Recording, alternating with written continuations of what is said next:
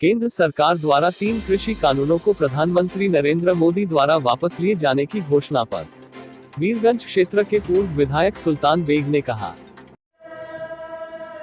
Bag साहब, आज जो किसानों के तीनों कृषि कानूनों के बिल सरकार ने वापस लिए हैं, इन पर क्या कहना चाहेंगे? देखिए, अंततः किसानों की विजय हुई और इससे ये भी साबित हुआ कि केंद्र सरकार ने जो 3 किसान बिल बनाए थे, जो कानून बनाने का काम किया था, वो किसान हित में नहीं थे।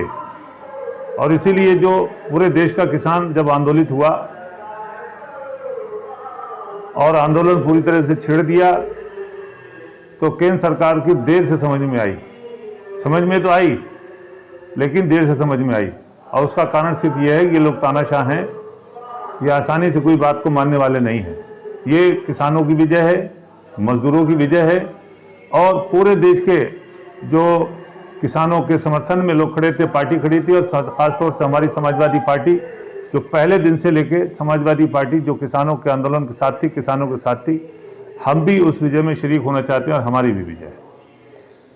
प्रधानमंत्री का ये कहना कि हम ये जो बिल लाए थे किसानों के हित में लाए थे, लेकिन सरकार उनको किसानों को समझा नहीं पाई। देखिए, किसानों के हित में अगर बिल होते तो किसान आंदोलन करते ही नहीं।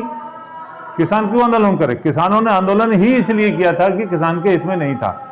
अब जो भी उसको ज़्यादा उस पर डिस्कस करने से फायदा नहीं है, चूंकि बिल वापस ले लिए हैं, जुबानी तौर पे ले लिए हैं। भी पार्लियामेंट में 15 दिन के बाद सेशन चलेगा और उसके बाद बाकायदा पार्लियामेंट में बिल आएगा, उसको वापस लेने का बिल आएगा।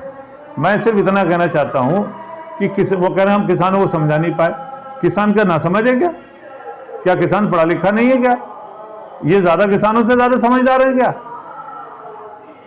किसान समझदार भी है, अपने अच्छे बुरे को पहचानता भी है, अपने दोस्त को भी पहचानता है, दुश्मन को भी पहचानता है और किस बात में उसकी भलाई है इसको अच्छी तरह से जानता है। और इसीलिए तो कहा कि ये कृषि कानून किसान हित में नहीं है। इसीलिए तो कहा था ये किसान के खिलाफ जो कानून बन रहे हैं, ये 3 जो बिल लेके आए हैं, ये किसानों की मौत का परवाना है। इसीलिए तो किसान ने कहा था, इसलिए किसान बर्बाद हो जाएगा, तबाह हो जाएगा। इसीलिए तो किसानों ने कहा था कि मंडी बर्बाद हो जाएंगी। इसीलिए तो कहा था किसान। अभी एक और मसला रह गया है इसमें। 3 किसान बिल वापस तो ले लिए, लेकिन असली बात जो रह गई है वो एमएसपी पे खरीद का मसला है। मिनिमम सपोर्ट प्राइस पे जो सरकार जारी करती है। आज जैसे धान की बात है, आज धान का 1950 रुपए का रेट है। मार्केट में 1400, 1200, 1300 धान आज भी बिक रहा है। आज भी किसान लुट रहा है। किसान की ये भी तो मांग है कि इसमें जो हमारी मिनिमम सपोर्ट प्राइस है, इसके लिए भी इस बिल के साथ ही बिल लाना चाहिए और इसको कानूनी जमा बनाना चाहिए। इनको कानून को लाना चाहिए कि किसी भी हालत में किसान का जो सरकार की तरफ से मिनिमम सपोर्ट प्राइस तय किया जाए, एमएसपी तय किया जाए, उससे 1 भी पैसा कम किसान की कोई सी भी फसल, चाहे वो मक्का है, चाहे वो ज्वार है, चाहे वो बाजरा है, चाहे वो धान है, चाहे वो गेहूं है, कोई सी भी फसल है, उसको किसी भी हालत में एमएसपी से कम ना खरीदा जाए। और अगर एमएसपी से कोई खरीदे तो फिर उसको दंडित किया जाए, ऐसा कानून बनाना चाहिए। अभी लोग कहते हैं कि साहब इतना कैसे खरीद लेंगे? ठीक है, आप जितना खरीद सकते हैं उतना खरीदिए, बाकी मार्केट पे छोड़िए। आप जितना आपका टारगेट है उतना तो खरीदिए। ये तो उतना भी नहीं खरीदते हैं। आज देखिए धान क्रय केंद्र लगे हैं, धान क्रय केंद्रों पे सीधे जाइए, दिन में जाइए, कोई खड़ा ही नहीं है। इन्होंने सिस्टम ऐसा बना दिया कि आप मोबाइल चलाओ और मोबाइल से रजिस्ट्रेशन कराओ। अब फर्जी तरीके से जो ठेकेदार लोग हैं, जो दलाल लोग हैं, वही लोग तो मतलब इसको लेके चल रहे हैं। सब दलाल तो खरीद रहे हैं और गांव से ले जाते हैं, 1400, 1200, 1300 खरीद रहे हैं और जाके वहां पर बेच रहे हैं। और हैरत की बात है, अब 1400 में 1950 में कितना फर्क हो गया? 550 रुपए।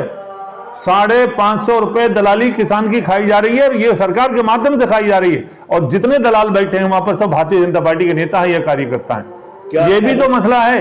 अभी इस पे भी तो कानून आना चाहिए, इस पे भी तो कानून तय है। अभी इसको कोई भी लेके आंदोलन होगा, ये देख लेना। क्या समाजवादी पार्टी एमएसपी को चुनावी मुद्दा बनाएगी? अरे मुद्दा है भाई, मैंने क्या बोला, यही तो असली मुद्दा है। कानून तो वापस लेने ही लेना था इनको। जब किसान ने ठान लिया था कि जब तक कानून वापसी नहीं होगी तो घर वापसी नहीं होगी। आज मैं उनको बधाई भी देता हूं, उनको धन्यवाद भी देता हूं, उनको शुभकामनाएं भी देता हूं। सब कुछ उनके जो उन्हीं की बदौलत, उन्हीं की कुर्बानी है। ये 750 किसानों ने शहादत दी है। और अफसोस तो इस बात का, अभी प्रधानमंत्री ने कानून बिल लेने की वापस की तो बात कर दी, मान ली बात हमने। हम धन्यवाद देते हैं प्रधानमंत्री का, कम से कम देर से आई खोपड़ी में आई तो, लेकिन अभी भी 750 किसान जो वहां शहीद हो गए, एक भी किसान की शहादत के बारे में एक लफ्ज उनको श्रद्धांजलि नहीं दी। आपने भी देखा होगा, पूरा भाषण सुन लीजिए उनका, एक लफ्ज श्रद्धांजलि का।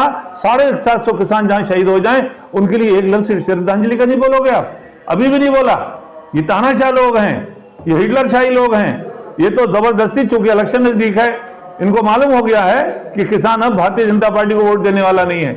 इनको मालूम हो गया है कि भारतीय जनता पार्टी का सफाया अगर होगा उत्तर प्रदेश के अंदर तो किसानों के माध्यम से होगा। इनको मालूम हो गया है कि किसान अब पूरी तरह से बगावत पे आ गया है, और भारतीय जनता पार्टी के नेता, भारतीय जनता पार्टी के एमएलए क्षेत्र में, गांवों में नहीं घूम पा रहे हैं। इसीलिए परेशान होके, दुखी होके, जब उन्होंने सोच लिया कि चारों तरफ हार हमारे सर पे बैठ गई आके, तब उन्होंने डूबते को तिनके का सहारा, डूबते को तिनके का सहारा समझ के इस कानून को वापस लेने का काम किया। अभी तो एमएसपी पे आंदोलन होगा, कि यही किसान आंदोलन करेगा। जब तक एमएसपी पे कानून नहीं बनेगा फिर आंदोलन चलेगा। इनको वो भी कानून बनाना पड़ेगा एक दिन विवश होके।